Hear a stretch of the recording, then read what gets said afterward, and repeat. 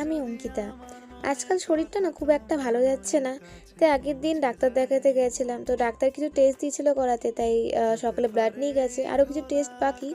সেগুলো ওই ড্রয়িং ক্লাসটা কমপ্লিট করার পরেই বেরাবো। তারপর চিলড্রেন্স ডের জন্য ওদের জন্য কিছু কিনেছিলাম। সেটা ওদেরকে দেওয়া হয়নি, সেটা দিয়ে দিলাম। আর ওরা তো পেয়ে খুবই খুশি।